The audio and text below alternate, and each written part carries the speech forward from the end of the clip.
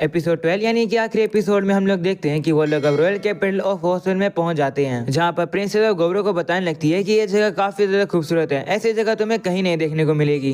वहीं अब अगले सीन में गौरव हम लोग को बताता है कि उसकी फाइट ओगर किची के साथ अगले मॉर्निंग तक चलती रही, पर फिर फाइट खत्म होने के बाद सभी लोग अब अपने अलग अलग रास्ते पर चले गए और अब गौरव और उसके साथ ही अपनी final destination royal capital of Oswell में पहुंच जाते हैं। गौरव देखते हैं कि ये जगह काफी ज्यादा डेवलप्ड होती है, वो सारी चीजें देख के काफी ज्यादा इंप्रेस होता है। तो प्रिंसेस कहती है कि मुझे लगा ही था कि तुम इंप्रेस हो गए, क्योंकि हमारे नेशन की बाउंडलेस विजडम की वजह से इस तरीके से ये कैपिटल ग्रो हुआ है। इसके बाद अब वो सीधा उन सभी लोगों को अब कैसल में ले आती है। वो कैसल इतना ज्यादा बड़ा होता है जिसे देखकर सभी काफी हैरान हो जाते हैं। तो प्रिंसेस का गार्ड अब उन लोगों को बताते हैं कि यह जगह सिर्फ प्रिंसेस के लिए है, रॉयल फैमिली के बाकी मेंबर्स के लिए अलग से कैसल है जो कि यहाँ से थोड़ा सा दूर है। ये सुनकर सभी लोग कहते हैं कि इसका मतलब ये कैसल तो काफी ज्यादा बड़ा है। इसके बाद प्रिंसेस गोब्रो से कहने लगती है कि प्यारे गोब्रो, तुम्हारा शुक्रिया मुझे इस जर्नी पर प्रोटेक्ट रखने के लिए। तुम्हारा गुड बाय करते हुए और शुक्रिया करते हुए मैं आज रात तुम्हें एक स्पेशल रिवॉर्ड दूंगी। तो गौरव भी कहते हैं ठीक है। और अब अगले सीन में हम लोग देखते हैं कि वो सभी लोग अब भरपेट खाना खाते हैं और अब वो लोग रात में सोने जाते हैं, पर सभी ह्यूमंस को तो काफी ज्यादा दिक्कत हो रही होती है सोने में, क्योंकि वहाँ के जो बेड है वो कुछ ज्यादा सॉफ्ट है उनके सोने के लिए। वहीं पर हम लोग देखते हैं कि जितने बच्चे होते हैं वो तो काफी आराम से बेड पर सो पा रहे होते हैं। इसके बाद हम लोग को डे 122 का सीन दिखाया जाता है, जहाँ पर गोब्रो को तो काफी अच्छी सी नींद आ जाती है और अब उठकर प्रिंसेस के पास जाता है अपने रिवॉर्ड क्लेम करने के लिए। प्रिंसेस अब गोब्रो को एक प्रिंसेस बिल देती है और कहते हैं कि इसका यूज करके तुम कैपिटल में कहीं भी जा सकते हो,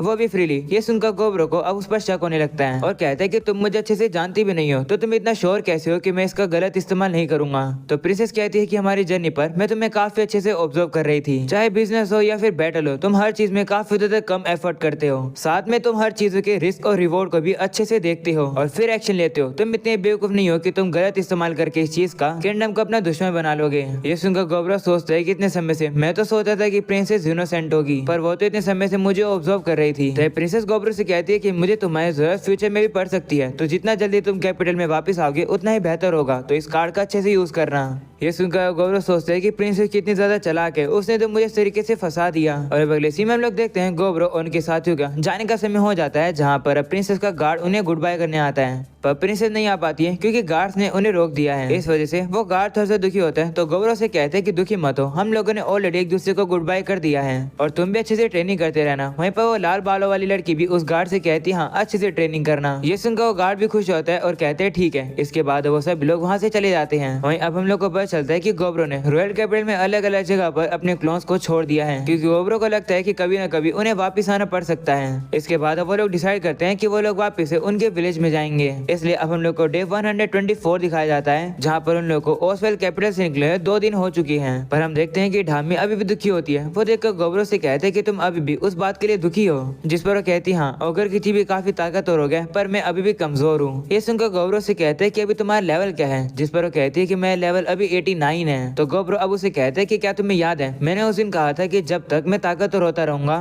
तो तब तक मैं अपने किसी भी दोस्त को अबेंडन नहीं करूंगा, तो चाहे कितने भी घंटे लग जाएं, कितने भी दिन लग जाएं, मैं तुम्हारी मदद करूंगा ट्रेनिंग करने के लिए। ये सुनकर ढामी भी काफी ज्यादा खुश हो जाती है और कहती है ठीक है मेरी मदद करो। ये सुनकर गौरव अब कैरेज को रुकाता है और सभी से कहता है कि अब हम लोग ढामी की मदद करेंगे ट्रेनिंग में। और अब अगले सीन में हम लोग देखते हैं गौरव अपनी पावर्स का यूज करके कुछ जाइंट्स को समन कर देता है, जो कि काफी ज्यादा ताकतवर होते हैं और ढामी अगर इनसे लड़ेगी तो वो काफी ज्यादा इंप्रूव हो जाएगी। और अब ढामी भी चली जाती है इन सभी लोगों से लड़ने के लिए। वो अब काफी सारे को काफी ज्यादा इजीली हरा देती है और अब देखते देखते शाम हो जाती है, जहाँ पर ढामी ने काफी सारे अपोनेंट्स को हरा दिया है। वो अब अभी भी लड़ना चाहती है, तो गौरव उसके पास आता है और कहता है कि नहीं तुम्हें अब रुक जाना चाहिए, अभी तुम रेस्ट करो। तभी अब अचानक से ढामी बेहोश हो जाती है। ये देखकर गौरव अब उसे उठा लेता है और वापस सभी लोगों के पास लेकर आ रहा होता है, लेकिन तभी गौरव भी नीचे गिर जाता है। ये देखकर वेलकमिस्ट उसके पास आती है और कहती है कि लगता है तुम लोगों ने काफी ज्यादा माना यूज कर लिया, जिसकी वजह से अब तुम लोग को इतनी थकान हो रही है। वो अब गौरव से भी कहती है कि अच्छा हुआ कि ये चीज असली फाइट में नहीं हुई, नहीं तो तुम्हारी हालत खराब हो जाती। तो गौरव भी कहते हैं हाँ। और अब अगले सीन में हम लोग देखते हैं वो लोग अब डिनर करने के बाद अब सो जाते हैं, जहाँ पर अब ढामी के सामने ऑप्शन आ जाते हैं कि वो अब इवॉल्व कर सकती है। इसके बाद अब सुबह का सीन दिखाया जाता है, जहाँ पर गौरव की अब जैसे आँख खुलती है वो देखता है कि ढामी तो अब इवॉल्व हो चुकी है। वो इस चीज के लिए गौरव का शुक्रिया करती है और कहती है कि वो इस समय पर अब एक वैम्पायर नोबल वेरिएंट बन गई है।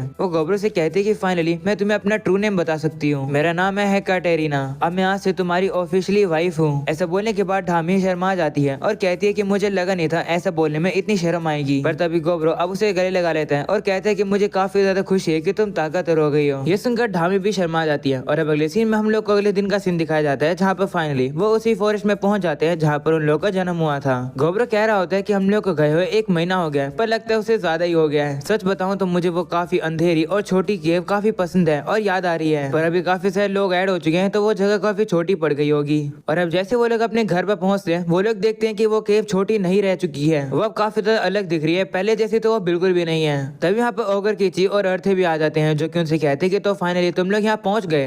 वहीं हम लोग को पता चलता है कि जो बाकी ग्रुप्स हैं वो गोब्रो के ग्रुप से पहले ही पहुंच गए और उन लोगों को लगा ये जगह थोड़ी सी पुरानी हो गया, तो उन सभी लोगों ने मिलकर इस जगह को काफी ज्यादा रेनोवेट कर दिया। तभी ओगर कीची उन लोगों से कहते हैं कि मैं तुम लोग को यहाँ की अलग अलग जगह दिखाता हूँ। इसके बाद ओगर कीची उन लोग को फार्म में लेकर आते हैं। हम लोग देखते हैं कि फार्म अब पहले से ज्यादा बेहतर हो चुका है और पहले से बड़ा भी। हम लोगों को पता चलता है कि यहाँ पर वो ड्राइड भी रहने के लिए आ चुकी है और उसी की वजह से यहाँ का जो फार्म है वो काफी अपग्रेड हो गया। गोब्रो ये बताते हैं कि जो ड्राइड है वो इवोल्व हो चुकी है। तभी वो ड्राइड अब गोब्रो की गोदी में आ जाती है। ये देखकर ढामी काफी जेलस फील करती है। इसके बाद अब गोब्रो जाकर अपने सभी पेट से मिलता है और काफी ज्यादा खुश हो जाता है। इसके बाद अब वो लोग गोब्रो को वहाँ का रहने की जगह दिखाते हैं। वो देखकर गोब्रो कहते हैं कि ये जगह तो काफी बड़ी है और यहाँ पर और भी नए लोग ऐड हो चुके हैं जैसे कि ये किटीज। गोब्रो बताते हैं कि कॉम्बैट में इतने ज्यादा स्किल्ड नहीं है पर ये काफी ज्यादा क्यूट है। तभी अचानक से हम लोग देखते हैं साई जी को जो कि काफी तेजी से दौड़ता हुआ आता है और बताता है कि दिक्कत हो गई है और वो दिक्कत ये है कि दादाजी हॉस्पिटलाइज हो गए हैं। ये सुनने के बाद गोब्रो और बाकी सभी लोग अब दादाजी के पास पहुंचते हैं, जहाँ पर गोब्रो दादाजी से कहता है कि मैंने सुना कि आपके पास जीने का ज्यादा समय नहीं बचा है। उन सभी को देखकर दादाजी काफी खुश होते हैं और कुछ बोलने की कोशिश करने वाले होते हैं पर उन्हें काफी खांसी आ जाती है। ये देखकर साई जी उनसे कहते हैं कि आप बोलने का ट्राई मत करो, तो दादाजी बोलते हैं कि मुझे बोलने दो क्योंकि ये मेरा आखिरी समय है। ये सुनने के बाद गोब्रो दादाजी को अपने बच्चों का इंट्रोडक्शन कराता है। सभी बच्चों को देखकर दादाजी काफी खुश होते हैं और कहते हैं कि मैंने इन सभी के बारे में सिर्फ न्यूज ही सुनी थी पर मैं इन्हें पहली बार देख रहा हूँ। मुझे काफी खुशी हो रही है कि जिस छोटे गोब्रो को मैंने अपने हाथ में उठाकर पाला था अब उसके बच्चे हो गए हैं। ये सुनकर गोब्रो कहता है झूठ मत बोलो, मुझे बिल्कुल भी याद नहीं है कि तुमने मुझे प्यार से कब उठाया था। ये सुनने के बाद भी अब दादाजी थोड़ा सा हंसने लगते हैं। तभी गोब्रो अब उससे कहता है कि आपके पास काफी कम समय बचा है तो मैं आपको एक बात बताता हूँ, वो ये है कि अब मैं एक अपोस्टल लॉर्ड बन गया हूँ और अब से मेरा नाम ओपोरो है। और जो ओगर कीची है वो एक मिनाटोर बन गया है जो कि एक न्यू स्पीसीज है और उसका नाम होने वाला है आज से मिनोकीची।